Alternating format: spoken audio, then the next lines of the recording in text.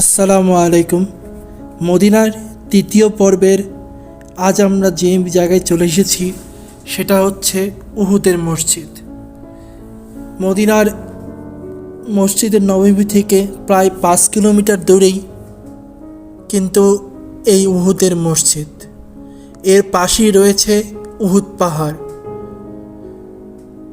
Medina শরীফ থেকে উহুদ পাহাড় ইসলামী ইতিহাসের সঙ্গে এই পাহাড়ের নাম বিশেষভাবে জড়িয়ে আছে।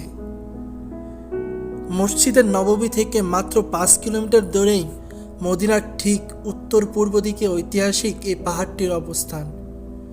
এই পাহাড়ের পাশেই রয়েছে উহুদের মসজিদ।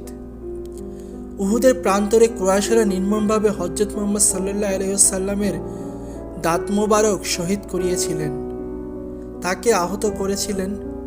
এই রণক্ষেত্র